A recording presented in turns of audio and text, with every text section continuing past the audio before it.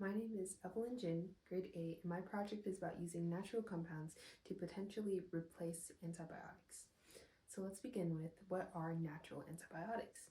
Defined as medicine that fights off bacteria, the kind of antibiotics we know so well today are lab-made, or in other words, synthetic. The natural antibiotics have the same purpose, except these are natural compounds instead of chemicals. Synthetic variations are so frequently used that many people take certain types of antibiotics for a sore throat to the common cold. Recently, healthcare professionals prescribed 211.1 million antibiotic prescriptions. But according to CDC, at least 30% of these prescriptions are unnecessary. As I previously explained, these medicines are only useful for bacterial infections. Our sore throats, common colds, and the famous COVID-19, on the other hand, are actually caused by viruses and not bacteria. This overuse of antibiotics is harmful for two reasons. Number one, the superbug. Superbugs are antibiotic-resistant bacteria. The overuse of antibiotics contributes to the development of these pests. While significant research has been done, the concerns over multi-drug resistance have led scientists to revisit natural compounds with antimicrobial properties. Natural antibiotics might just be the temporary solution to the superbug.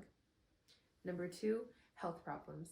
Research shows that these antibacterial not only kill the bad bacteria, but they also kill the good ones too.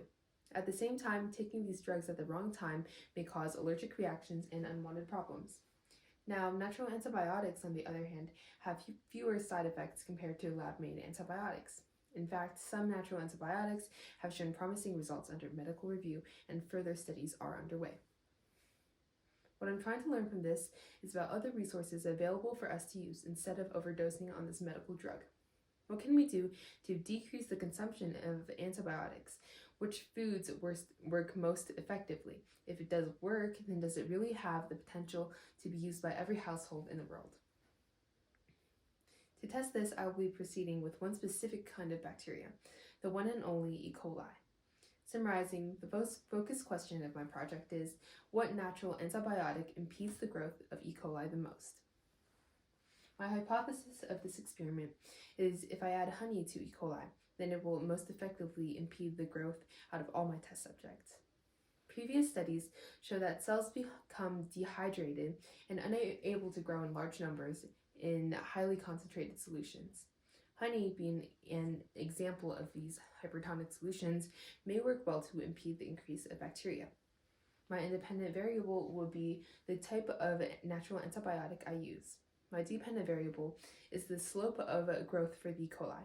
Control variables include the amount of E. coli used, amount of each variable used, time for each trial, and more, along with my control groups being samples with water and my samples with kanamycin. The purpose of these control groups is to compare and contrast the independent variables that I used with the already known antibiotics. For my experiment, my most important materials include LB media, a nutritious media for growing bacteria, an incubator shaker, my E. coli, and my independent variables, garlic extract, honey, apple cider vinegar, coconut oil, grapefruit seed extract, and oregano oil. All of these materials should have a limiting effect on the growth according to Google. The first day of experimenting was dedicated to growing my bacteria. LB media liquid was a very good choice. On the second day, I split the solution into different culture tubes, like these,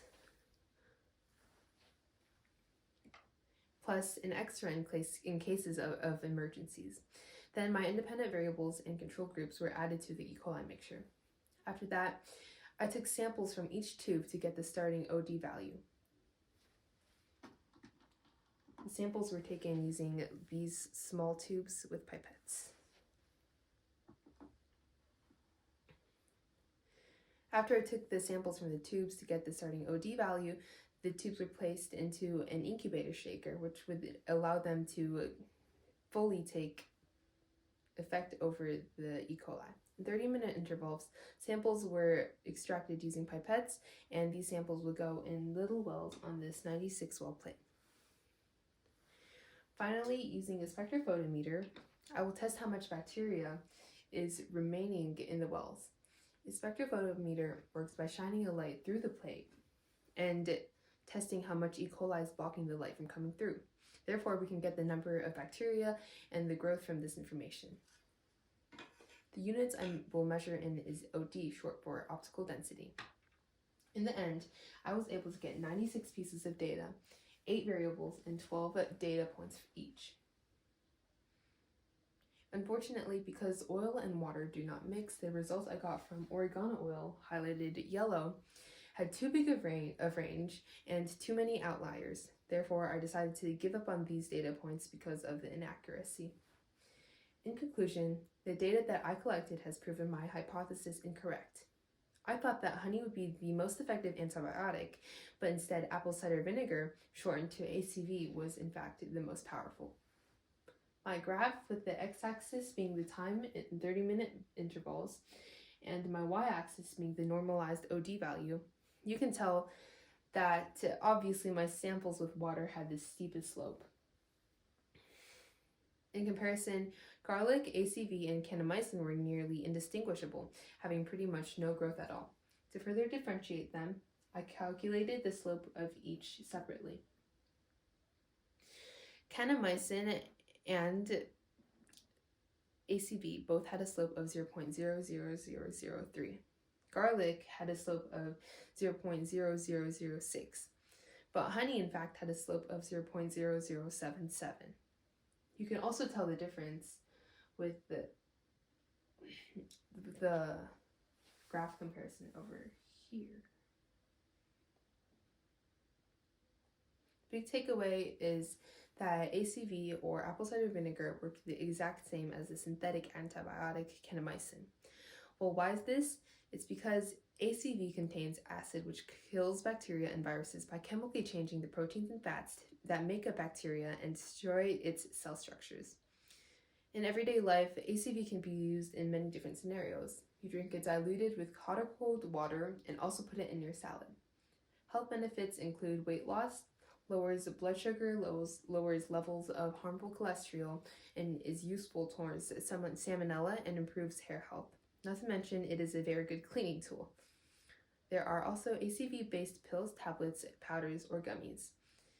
Because it's high in acid, it could irritate your esophagus if you drink it straight up or drink too much of it. ACV may also give people indigestion or make them feel nauseous. The vinegar can also interact with some drugs such as insulin. Avoid overusing ACV if you have kidney diseases, since your kidneys may not be able to handle the high levels of acid. Much more research is still needed if ACV is ever going to be used at all, but from this experiment, the results look promising. As we come to an end, the only thing left to say is that apple cider vinegar is a perfect natural antibiotic. Thank you.